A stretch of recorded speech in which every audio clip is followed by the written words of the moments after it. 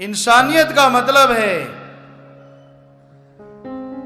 किसी को गम दुख दर्द में तड़फता देख के उसके दुख दर्द में शामिल होना और उसके दुख दर्द को दूर करने की कोशिश करना, इसी का नाम इंसानियत है। किसी को तड़फाना, किसी को सताना, डायरेक्टली या इनडायरेक्टली, प्रत्यक्ष या अप्रत्यक्ष, वो इंसानियत नहीं, वो राक्षसीपन है, वो हैवानियत से भी गिरा गुजरा कार्य है। इंसान खून कैसे चूसता है दूसरों का, ठगी मार के, बेईमानी करके, रिश्वत लेके, भ्रष्टाचार से, ये खून चूसना ही तो है जो इंसान का चूसे जा रहा है। और शर्म की बात यह है फिर भी खुद को इंसान कहता है, जबकि ये कार्य तो किसी समय में राक्षसों के हुआ करते थे जो खून पिया करते थे, निचोड़ा करते थे। फिर आज इंसान सफेद पोश है, समाज में रहता है, उसका नाम राक्षस नहीं, लोग उसे इंसान के नाम से जानते हैं, पर कार्य वो राक्षसों वाले कर रहा है। तो राक्षसी प्रवृत्ति ज्यों ज्यों बढ़ती है, लड़ाई झगड़े दंगे फसाद दिन ब दिन बढ़ते चले जाते हैं और इंसान के अंदर से बर्दाश्त शक्ति की कमी हो जाती है। इंसान बेचैन हो जाता है, टेंशन, गम, चिंता, बीमारियां उस इंसान को घेर लेती हैं।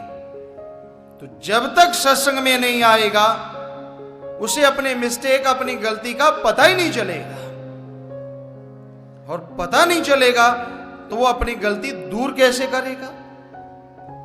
और अगर वो गलतियां दूर नहीं होंगी, आत्मिक शांति, अंदर का आनंद, लज्जत, खुशियां मिलेंगी कहां से, जिसके लिए वो लाखों खर्च करने को तैयार है। कभी सोने का कुछ चढ़ा देता है भगवान को, अल्लाह राम को, कभी कुछ चढ़ाता है। वो अनजान है कि वो गॉड, वो अल्लाह, वो वाहिगुरु, वो ओम किसी का एक नया पैसा नहीं लेता। पर ये समझ तभी आए ना जब सत्संग में आए, कि दुनिया में जो बताने वाले हैं वो तो कहते हैं चढ़ा, कम मत चढ़ा, ज्यादा चढ़ा, मालिक ज्यादा खुशियां देगा।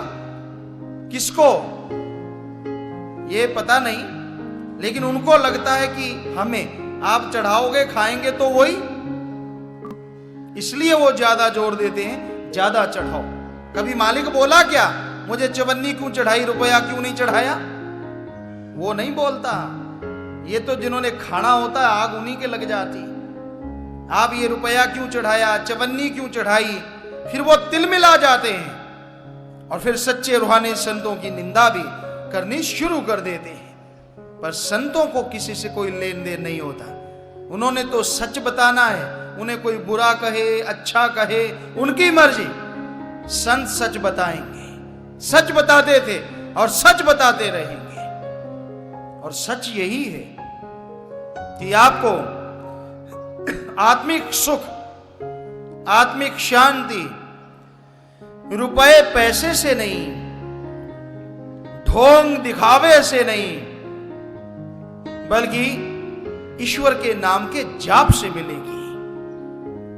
आप जो कर चुके हैं, जो समय गुजर गया, उसमें आपसे जाने अनजाने में कोई गुनाह, कोई बुरा कर्म हुआ, बुरा कार्य हुआ, जो मालिक की निगाह में,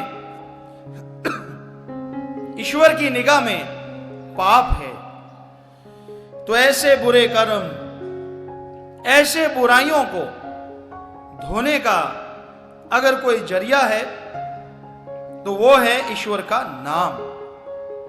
ना कि आपका रुपया पैसा, ना आपका कोई दिखावा। सच्चे दिल से, सच्ची तड़प से आप ईश्वर का नाम जपें, मालिक को याद करें, तो आप अपने उन पाप गुनाहों का बदला चुका सकते हैं, उन पाप बुरे कर्मों को दूर भगा सकते हैं।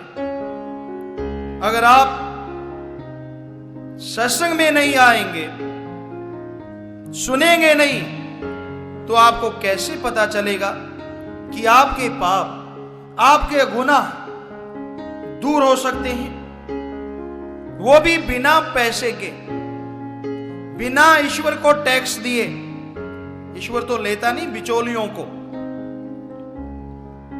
आप अपने घर परिवार में रहिए,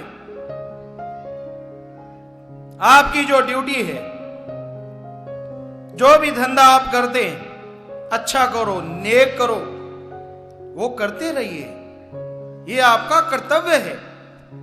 जो औलाद पैदा की है, आपका अपना शरीर, इसको खाने खिलाने के लिए कुछ ना कुछ तो कर्म करना ही होगा।